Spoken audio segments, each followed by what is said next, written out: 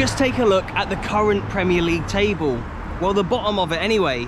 Look how many teams there are from the Midlands right at the bottom of England's top football competition. Wolves, Leicester, Nottingham Forest and Aston Villa all find themselves scrapping for relegation this season, and you'd be a brave man to bet against maybe two of them not going down.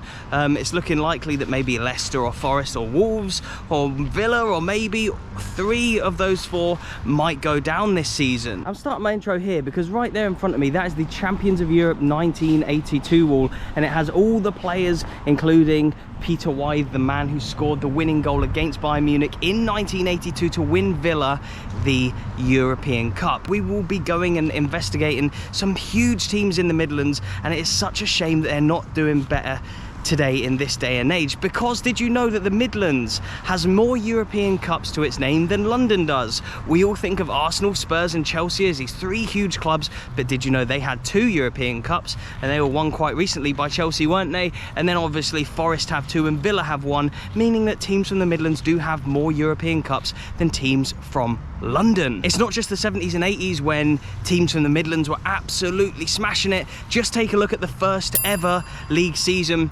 within England, within the English Football League system, 1888 to 1889. I'm looking at it just now myself. Of course, Preston were champions. They're not from the Midlands. But second and third, you have Villa and Wolves. And then looking down a little bit, West Brom in sixth mid-table.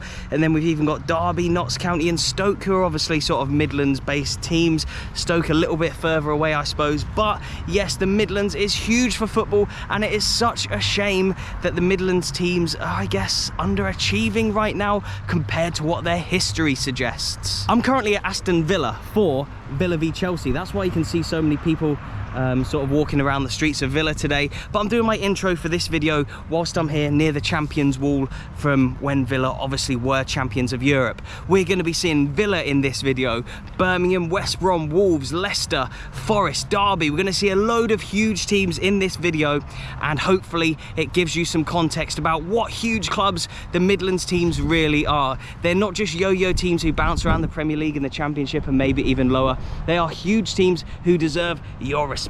Please hit that like button, please subscribe if you're new. I'm about to go and watch Chelsea Villa, but I'll see you a bit later in this video to talk about the rise and fall of the Midlands. It is now the next day, and I will stop talking about Villa eventually. We've got a lot of clubs to see today, but while I'm in Birmingham and while I started my video at Aston Villa yesterday, I need to take you somewhere really, really significant in the history of the club, and it's right in the heart of Birmingham City Centre. As I would have showed you yesterday, but in the earlier segment of this video, Aston Villa finished second in the inaugural Football League season, and they also finished second in the inaugural Premier League season as well. So nearly men in terms of inaugural league titles are Aston Villa, but they have won a hell of a lot of league titles and cups anyway. They've won 7 First Divisions, 7 FA Cups, 1 Super Cup, 5 League Cups, and one of the big ones, of course, the European Cup. And speaking of the European Cup, this is where I need to take you. Come on. The Birmingham what? The Walk of Stars. There's like maybe stars on the street, isn't there? Yeah, like, it's just there to the left. just down there and to the left, yeah? Yeah, just turn the corner. All the yeah. ones from here got moved when they redone the floors. Ah, Google Maps took me right there, so it's just around there, yeah? Yeah, because there did used to be some One's up for here. Villa, isn't it? Don't think so. Well, that's further up, that was. Right, there did used to be quite a few here. I don't know how much of that conversation you'd have caught, but there's a Birmingham Walk of Stars, and apparently they've relayed a load of stuff. Oh no, here we go.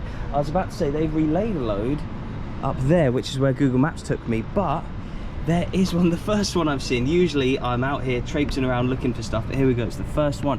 Aston Villa Team of 82 on the Broad Street Walk of Stars, Birmingham. We'll come back to it. Let me just see if there's another star. So I'm sure you've all heard the song Mr. Blue Sky, ELO, the Electric Light Orchestra. This is Jeff Lynne, a member of that band. Yeah, Jeff Lynne was co-founder of ELO. I'm a big fan of them, so I didn't even realise this was here. It's cool to see, but you can see there's a little musical note up there. There is a few more here. Let's have a look at what they are. And I suppose it gives you a little bit of a clue as to what they relate to. Obviously, Jeff had his musical note.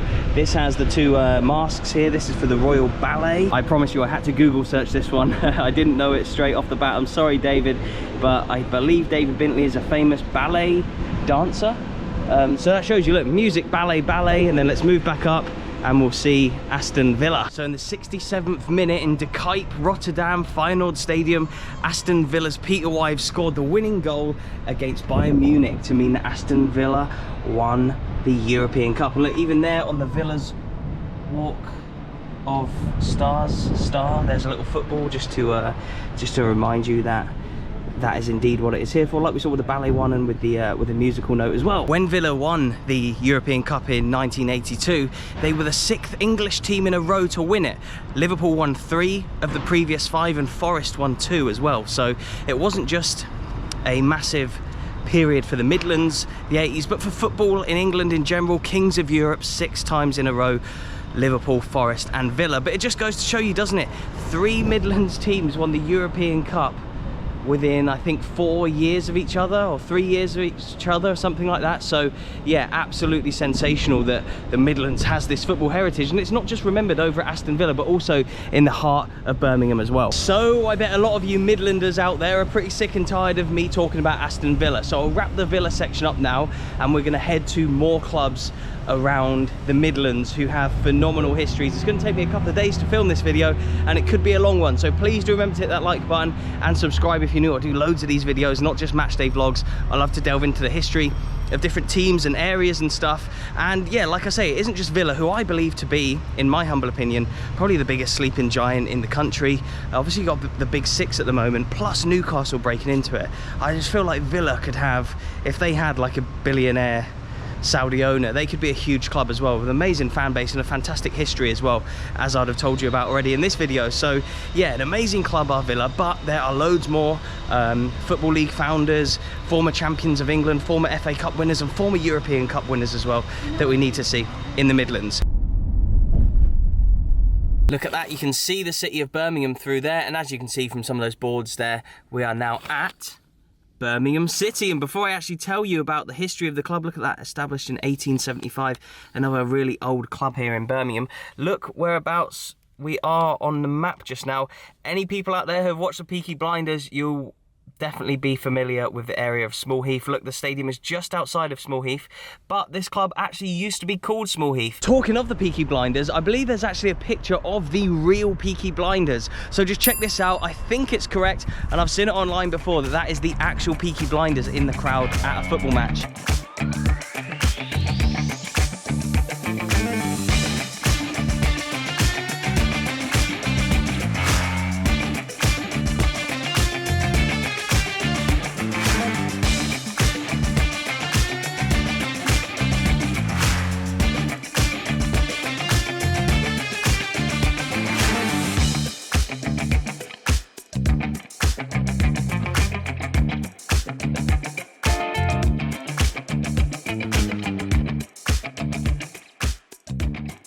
What a hospitable bunch they are here at Birmingham City. I just got shown around very quickly. They said they get visitors here all the time, so they were happy just to show me in the stands. I saw a few trophies as well. But look, here is Nicola Zigic talking about trophies, lifting one of 2 major honours that Birmingham have ever won, and that is 2 League Cups they've won. Look, the last one there against Arsenal. What a shock that was. Who remembers that? What a game. That was a funny one. But yes, Birmingham City, whilst they haven't won a lot in terms of like major honours compared to their big rivals Aston Villa, it's interesting to chart their sort of history, because they have some very key points in their history in the foundation of English football. So yeah, while I said they haven't won any major honours, they have actually won the second tier 4 times. So the equivalent of the championship, they've won that 4 times, including the inaugural 2nd division season, and that was as Small Heath, the team that obviously the Peaky Blinders would have supported. So that's quite incredible, isn't it? When you think of football in the UK and in England, you think of these huge teams and what they've given us, especially like the sort of big 6 nowadays, I suppose. But what about the teams from the Midlands? We've got Villa, who have won the European Cup and have won all the stuff that I told you about, and were founders of the Football League, and 2nd in the Prem, the 1st ever season, 2nd in the 1st ever Football League. And then you have their rivals here, Birmingham City, who were the 1st team to win the second division. They were also the first football team to become a limited company, I do believe, so real trendsetters in that they were, of course, the first champions of the second division, first team to become a limited company as well, and really sort of move forward in that sense. But also, how funny is it that Aston Villa versus Birmingham is the second city derby? I bet if you ask most modern young football fans what the second city derby is, you wouldn't imagine it was any derby in London, but you'd probably say it was obviously United v City, based on football terms nowadays. Obviously Birmingham known as the second city, and thus Birmingham v Villa is known as the second city derby, but they don't play each other a huge amount, not nowadays when obviously Villa are in the Premier League, Birmingham are in the Championship. It'd be fantastic to see both teams back in the Premier League and fighting out the second city derby there again, like it was back in my childhood. I always remember these two big teams being in the Premier League. What about Enkelman and that fantastic own goal from the throw-in? That was an absolutely legendary moment that I remember as a huge Premier League moment. That was contested here as the second city derby between Birmingham and Villa. Trevor Francis, is that, yeah? What a player. He was Birmingham born and bred then, was he, Trevor Francis? No, he's from Plymouth. Oh, but did he come through here then? Yeah. Oh, so it says record breakers. What was his record? Was it the first the £1 million player for to Forest? Was that his debut at 16? Was that quite a rivalry to go from Birmingham to Forest back then? Not really. No. It's Villa in it. Villa's the big one. Yeah. It's, I saw Trevor make his debut down here. Really, who was that against then? Do you remember? Well, no. I remember him scoring 4 against Bolton. Yeah. 16. But I can't remember his 16 game. years old. He scored 4 goals. Bit similar to Jude Bellingham then, like you say. Yeah. Well, Oh, okay. Jude broke the record, didn't he? He broke his record, didn't he? Yeah. By a few days. Oh, what was youngest goal scorer or player? Youngest debut. Okay. Yeah, he was with the Blues for about 11 years and cost $1 million. He made 1 season with the Blues and went for 30 million. And he saved the Blues financially. Yeah. Oh, yeah. They retired his number, didn't they? They retired his number, didn't they? Yeah. Yes, Yeah. 22. But he said he's going to come back. Oh, okay. Maybe. One day.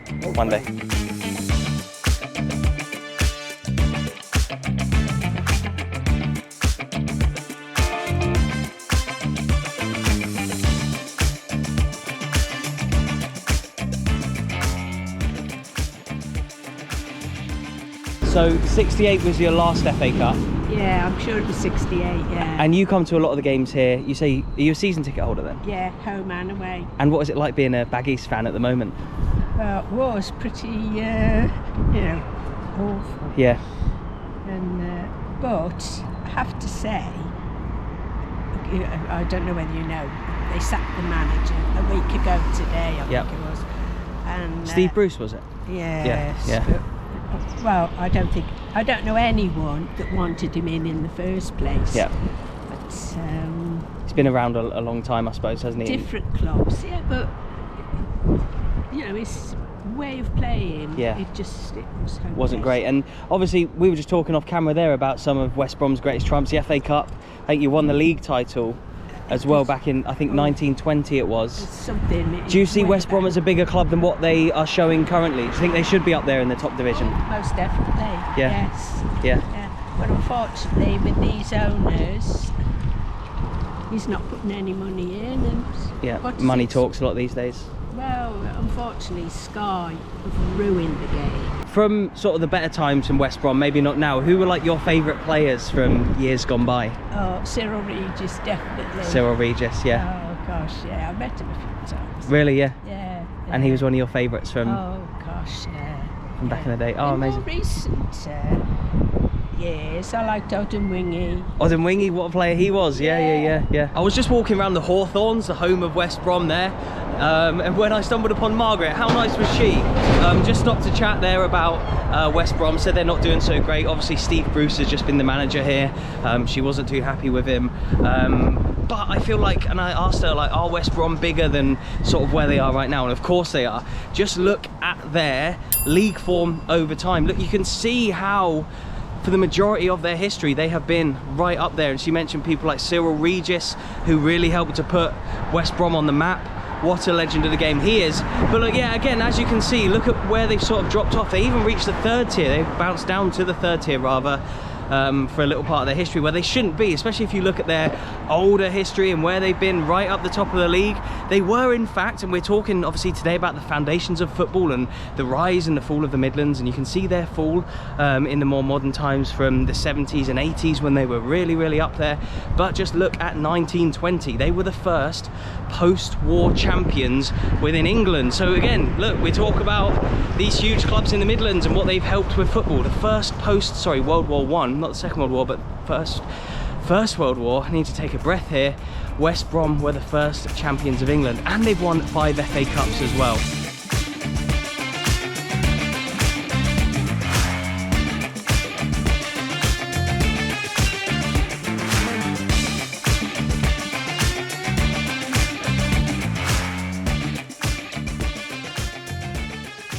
Here we have a statue of Tony Bomber Brown.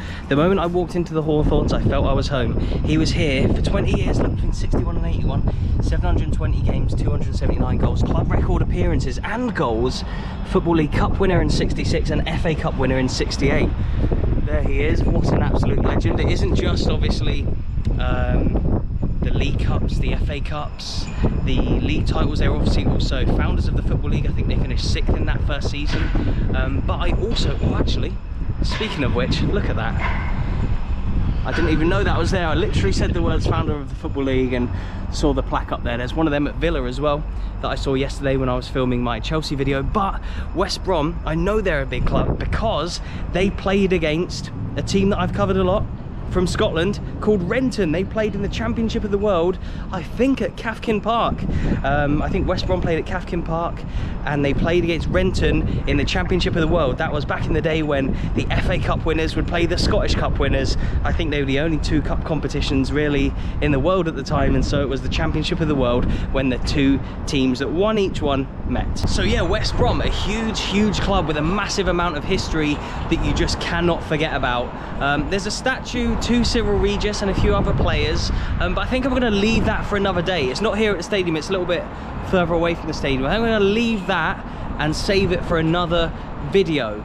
But it's interesting that Margaret mentioned him, such a legend here at West Brom.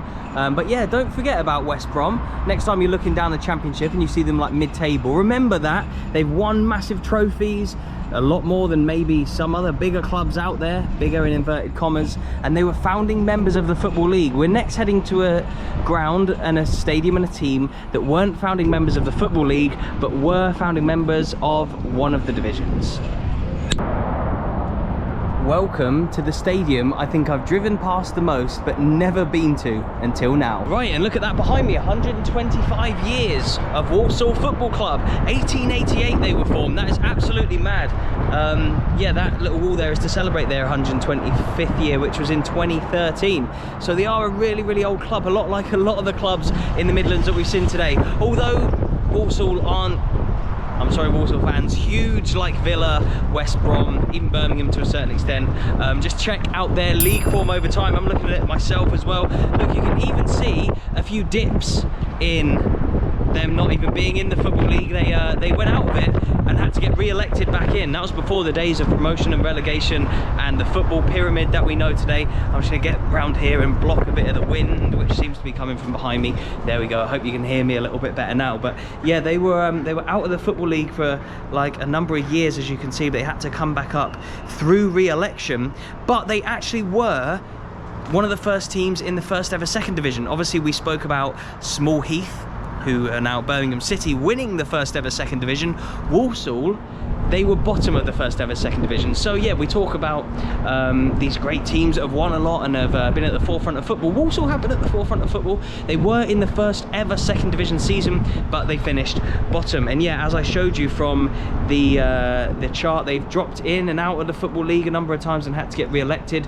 But it was in 1921 when they came into the third division. That was the introduction of the third division. Between the 2 world wars, look at that. The third division division actually came into play, and Walsall were one of the founding members of that as well, and they have been in the Football League ever since. So Walsall, founding members of the 2nd division, founding members of the 3rd division, and they've been in the Football League ever since. Although you may see Walsall as a sort of smaller Football League club compared to some of the bigger Premier League teams, don't forget that they were at the forefront of the 2nd and the 3rd tiers that we all know and love today. You can see the lorries coming past there. That's the M6. The amount of times I've driven up and down the M6 and seen this stadium from it, you can see it. You can see a good view of like the other stand from when you drive past the M6. So I always think, oh, Walsall FC, I wonder when I'll ever go there. And here I am.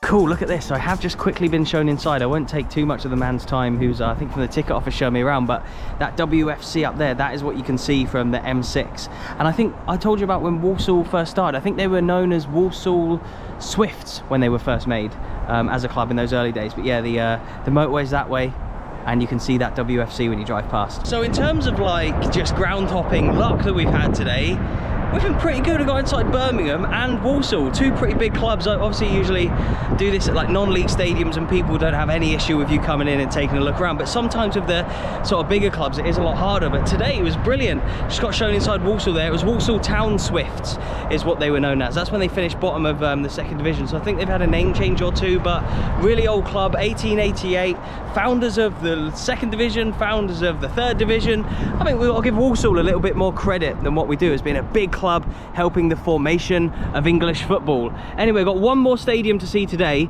but about another 5 or 6 in this video, I think. So we've got a long old few days to go, but let's go to our next ground in 3, 2. That museum looks like the ideal place to tell you a little bit about Wolves. Look how nice this is. I've never been to Wolves before, but here is Stan Cullis, the man who that stand is named after. Look, you can see that there, the Stan Cullis stand.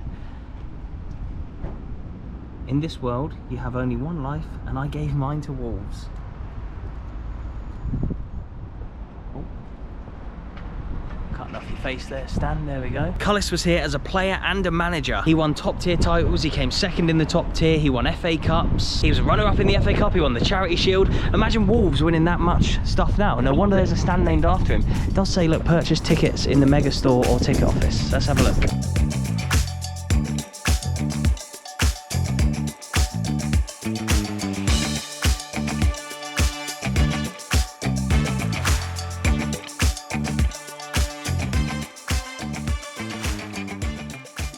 Sadly, the museum is open Friday, Saturdays and Sundays. It is currently Monday, so it's a long time until it opens again. So I won't be able to go in for this video, but like I said with the West Brom thing, I always want to cover these teams on their own. This is a video about the formation of football and why, and the sort of golden years of the Midlands, really. And Wolves, again, one of the main teams in the formation of the Football League as we know it.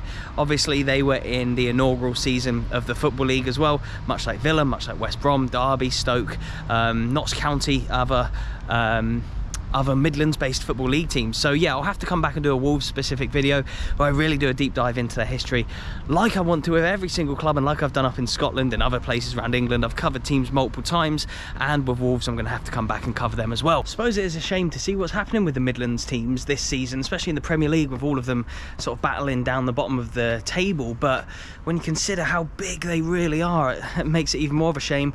We'll be seeing Leicester and Nottingham Forest a bit later in this video, but Villa, we've spoken about them, the amount of titles and stuff they've won. Wolves, they have 3 top tier titles, 4 2nd divisions, 3 3rd divisions and 1 4th division, meaning they're only one of just a few teams to have won all 4 tiers of English football. They have 4 FA Cups and 2 League Cups as well. Wolves are a massive club, although of course they haven't won a lot in more recent times. We are talking about Wolves in the context of the Midlands being massive in the early days of the Football League and sort of midway through last century as well. But it isn't just in England where they should be really proud of their achievements. In 1972 they got to the UEFA Cup final and lost against Spurs, meaning that that was the first UEFA final ever to be contested by two teams from the same country, and that involved Wolves here. How many of you knew that? Of course, we've had the Champions League final between Bayern and Dortmund. We've had the Champions League final between Liverpool and Spurs. What other finals have been contested by two teams of the same nation? Drop it in the comment section below, but the first was Wolves and Spurs.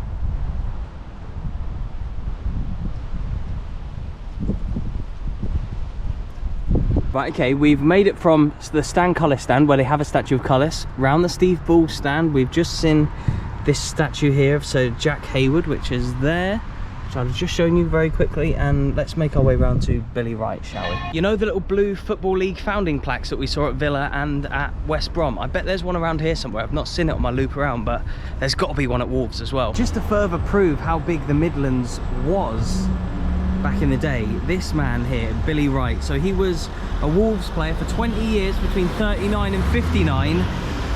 That's the only club he ever played for was Wolves. He has 105 appearances for England and a record of 90 caps for England. Nobody has captained, or sorry, a record of 90 times captaining England. No one has captained England more than this man. He won the First Division with Wolves from 54 to 58 and 59. He won the FA Cup in 49, the Charity Shield in 49 and 54 as well. He came silver in the Ballon d'Or in 1957. FWA Football of the Year 1952, as well as loads of other personal records that he has to his name. So basically the Harry Kane of like the 40s and the 50s, England captain, played hundreds of games, captained England 90 times as well, which is a record, and he's a huge Wolves legend from, again, midway through last century. So just goes to show how big the Midlands was in and around that era. Welcome to another day and another costume change. As you can see, yes, we are on day 3 of this video, I think now. I started it at Villa Chelsea, and then we did all the ground hopping yesterday, and here we are now in Coventry. Not one of the biggest teams that we'll be seeing in this video, but quite a significant one anyway in the Midlands. I just want to show you firstly where we have been so far and where we are going on this journey. We started off at Aston Villa and Birmingham, obviously the Walk of Stars right in the heart of Birmingham. West Brom we went to, as well as Walsall and Wolves, which are all more Birmingham way.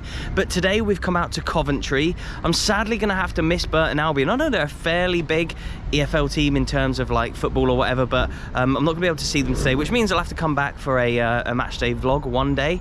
I have been there for a game before though. I've seen Liverpool play there in that League Cup, but I am digressing a little bit here. We are also going to be going to Leicester, Derby and Nottingham today. Obviously Nottingham is huge because you got Notts County, one side of the river, who were one of the founding members of the Football League, plus Nottingham Forest, who have won the Champions League, European Cup, of course, twice. But look, here we are now at the Ricoh Arena, as it was known when I was a kid. It's changed its name a lot, but basically the Coventry Stadium, and we have a statue of Jimmy Hill, who was manager of Coventry from 1961 to 1967. But I guess you, if you've heard of him, may know him from his like broadcasting. Wasn't he on Match of the Day? I think he was a presenter after his playing days, but he also managed here as well. But here we go, look. Jimmy Hill OBE, the sculpture by Nicholas Dimbleby. A successful playing career as an inside forward with Brentford and Fulham in the 1950s culminated in his leading the PFA's campaign to scrap the maximum wage in 1961, meaning that players could start to earn a little bit more. Over the next 6 seasons, he transformed Coventry from a lowly 3rd Division club to a 1st Division outfit with innovations on and off the pitch. After leaving his beloved Sky Blues, Jimmy had a successful 40-year career in broadcasting with ITV, BBC and Sky, interspersed with spells as chairman with Coventry, Charlton and Fulham. So then this shows you who he's played for. Fulham, is chairman of the PFA as well, manager of Coventry, director and chairman of Coventry, Charlton, Fulham, television pundit of all these different companies as well. And what a legend. But of course we are today talking about the rise and fall of the Midlands. So where do Coventry fit within all this? Well, as you can see right now by their old league form, look, when Jimmy Hill was here, he took them from a lowly 3rd tier outfit, it said, all the way up to the top tier. And look, that would have been, yes, 60s. And look at that. You can see where the Midlands were at their height. I'm looking at the graph now. Look at that. 70s, 80s, 90s. Look at where Coventry were. They were right up there as a top tier team for decades, as the Midlands was having its huge footballing influx of when Nottingham Forest won their couple of European Cups, when Villa won it in '82. Look at it, Coventry were a top tier team then. They've even been down to the 4th tier. Look at that, they were in the 4th tier once, just after World War II and the late 50s, look, and then down again in more modern times. I know that they've had a lot of issues here, Coventry, especially in more recent years. Look, you can see their huge slide from the top tier down to the 2nd, to the 3rd, to the 4th, and they're back in the 2nd tier now. So looking at the trajectory of the club over time, maybe we'll see them back in the Premier League again one day. They do have one major honour to their name. That was the FA Cup that they won against Spurs. The teams I don't cover too in depth in this video, I will be coming back to see eventually. I really want to cover all these teams in more detail, as I have done, like I said, with loads of different clubs before. Flying visit here in Coventry, sadly, as we've got head on the road. We've got a few more miles to cover, as you'd have seen from the map that I just showed you. So we're going to leave here and go to a club that, even though I'm talking about the rise and the fall of the Midlands, they've kind of gone against the grain and come out of nowhere and had some massive success in more recent years. One of the things I've really loved about this video is the fact that I have seen so many new stadiums, not just for the channel, but for myself personally. A lot of the places that I take you guys, I've been to games at least in my life, or I've at least seen them from the outside. There's a lot of clubs in this video that I've never even seen from the outside or been to games at, even in my life, let alone the channel. So it's all new stuff for me, as is the case here at Leicester City. Now, obviously, the first thing that you see when you come to Leicester is the statue of their former owner, Vichy. What a sad story it was, when of course his helicopter took off after a game and crashed. Like, absolutely mad stuff, how that happened. And what was it, the helicopter, the pilot flew it into an area where there were no fans, obviously post match day. So busy around football stadiums, so really heroic thing for him to do, to steer it obviously away from the crowds. But obviously an incredibly sad, poignant moment for English football when that happened. I remember it being a huge story, of course, and he was the owner who was so loved by Leicester fans as well. I feel like a lot of owners these days, especially after the Super League, and you look at the Glazers, John Henry, Abramovich, Bowley now at Chelsea, of course, and a few others, they're often hated by their clubs, whereas I feel like the ownership here at Leicester was really in touch with the fans, and obviously they brought a huge amount of success with the league winning campaign.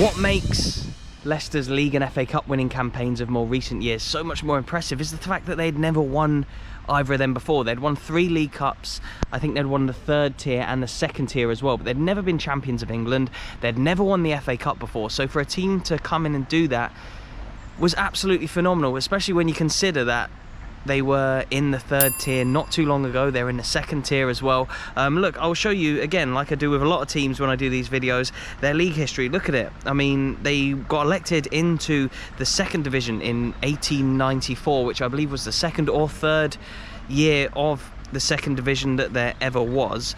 So they were there kind of close to the start of football, a lot more than sort of a lot more teams that are in the EFL now even. And look, you can see in the between the 2 world wars how successful they were in the league. After World War II, look at that, they were in the 2nd tier, 1st tier. A real anomaly for them to be in the 3rd tier. As you can see, they're looking around 2010-ish. They were 3rd tier, which they won straight away, came back up tier 2 for a few years, back into the Prem, and then they won it, and have been sort of up there ever since as one of the better teams. But again, a real shame to see what's happening with a lot of the teams at the moment. I don't know why, but they haven't really strengthened a huge amount, have Leicester this season, and Rodgers, I think's alluded to it, that they've needed new players, and for some reason they haven't bought them. Leicester fans, let me know a little bit about your club in the comments section below, something that I may not know or may not be able to find out online that isn't quite obvious to the fan who doesn't know a huge amount about them. I do a lot of videos where I will visit old stadium locations. Obviously Leicester used to play at Filbert Street, I think it was called, This is actually Filbert Way, funnily enough, that we're on just now. That road sign says Filbert Way. So, yeah, this is obviously the King Power now. Leicester playing a lot more of a modern stadium than what they used to. Like a lot of clubs up and down the country, they've left their old historic homes for better facilities, and you can understand why they do it. But I want to do a Leicester specific video next time I'm down, where I do visit their old ground, like I have done with Middlesbrough's Ayresome Park and Main Road of Man City and Highbury of Arsenal, for example. So I want to do a video about Leicester. Leicester fans, let me know a little bit about them in the comment section below that I might not know. But yeah, Leicester, a big team in the Midlands who have won a lot more recently, like I say, than when the Midlands were really at their height a few decades ago. Anyway, yes, about to leave Leicester now and head to some seriously historic clubs a little bit further north. As you can see from Derby's league history, they are in uncharted waters right now for a lot of fans. A lot of fans won't even remember the last time they're in the third tier. Although, look, you can see they have been as low as the third tier before. It is all due to their horrific mismanagement over the past few years that they find themselves in the third tier of English football. I'm squinting into the sun right now. Here's Peter Taylor and Brian Clough, two of the biggest legends within Derby County's history, the management duo that won them their league titles here. Let's go and check them out. I'm not even going to pretend that I know a lot about the current situation at Derby and why they find themselves where they are, but I mean, look at these two here. They were huge pioneers for this club. However, Derby were one of the founding members of the Football League, weren't they? They were on that initial league table that I showed you from 1888 to 1889. But look, what I really like about this statue here is, look, it shows you the Cardiff Millennium Stadium is 123 miles that way. Derby's old baseball ground is only a mile that way. The Bernabeu Stadium is 870 miles that way in Madrid. Wembley's that way. San Siro's that way. Nottingham's that way. There is Clough, look, right up there, winning the title. And look, Rooney's up there as well as like a few other guys. But yeah, it's a real shame of what's happened to Derby, given what they have won and achieved. I think Clough got them to the European Cup semi-final, the equivalent of the Champions League semi-final, after they were champions. So an absolutely incredible story. Wow, we'll just look at some of the old relics in through there. It's not open right now, so I don't think I'll be able to get in and have a proper look, but I hope you can see, and the reflections aren't too bad. I mean, you probably can't see a huge amount, but there's loads of shields, like trophies, bits of memorabilia that I'm sure some link back to the glory years of the Midlands, of when Clough was here and Dave Mackay, and they'd won league titles and they were playing in Europe consistently here. But now, of course, they're League One. So what's happened at Derby over the last few years then? Well, we've got in a new chairman. New chairman? And then a new manager. New manager. Are you happy with the new chairman? Yeah, I am. Brian yeah. Clough? Brian Clough and Peter Taylor, yeah. You need two managers like that again. Yeah, we do, don't we? Yeah. All the best, mate. Nice to meet you. All the best. Cheers, see you later. And is this, because it looks a little bit out of place, this little part here, compared to the rest of like this modern stadium, is this taken from the old baseball ground, I wonder? Did they just like get this and replace it? Like the gates at Middlesbrough currently are from old Ayresome Park. They don't really fit in with the riverside, but you can tell that they have been brought there. Is that the same with this? Derby fans, let me know. I did a Stoke specific video recently where I visited their old stadium and all the street names were named after old players and fans and stuff. So yeah, Derby fans, let me know if there is anything like that here in the comment section below, and next time I come down I'll do a Derby specific video. Before I do leave Derby, I know that the Midlands has given us a lot in terms of football. Champions League, obviously European Cup winners, trendsetters, Birmingham, the first team to become a limited company, but I mean, how many clubs around the UK give us a stadium and a Greggs within that stadium? Derby County, you have maybe given more to football than any team in the Midlands due to this little link here. We are now on the road to Nottingham. We are last stop of the day. Two stadiums, of course, right next to each other. Look, as you can see, 6 miles away now. The road we are on right now is Brian Clough Way. How amazing is that Brian Clough Way links Nottingham and Derby? Of course, he left Derby under sort of controversial circumstances. Had he have stayed, there was a lot of chat that he would eventually have won the European Cup with them, as opposed to sort of more local rivals. Forest, when they play each other, of course, it's the Brian Clough Derby, isn't it? Here we go, and again, we spoke about the Brian Clough Road on the way here, but people forget a lot of the time about Peter Taylor. This is the Peter Taylor stand, the City Ground Nottingham Forest Football Club, champions of Europe 79 and 80, but we're going to head across the river first and go to their very local rivals. Now, if we talk about what Midlands clubs have given football, Notts County were formed in 1862 and are older than the FA itself. Obviously, there's famous tales of Juventus taking their kits as well, but up until, obviously, they got relegated out of the Football League, they were the oldest team in the Football League.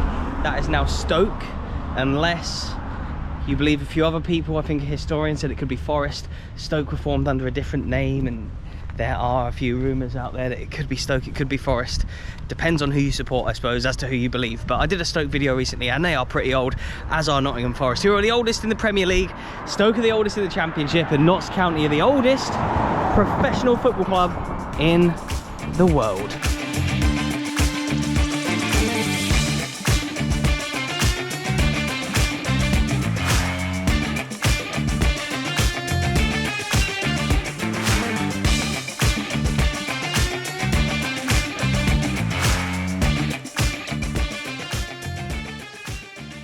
Hi there, I'm Nick Richardson. I'm the head of media at Notts County Football Club. Thank you so much for showing me around. I just told you off camera that I'm sort of looking at teams in the Midlands and what they've given football. Obviously Villa, West Brom, yourselves were founding members of the Football League. How important is Notts County to football within England? I think it's huge. I mean, we are the world's oldest professional football club.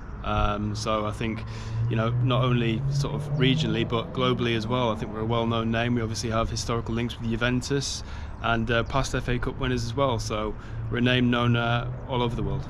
Of course. And do you think that, obviously you're doing really well this season in the National League, do you think that County are a club that should always be in the EFL and maybe even higher Premier League, that kind of level? I certainly think that's where the club belongs, but I think you have to be there on merit.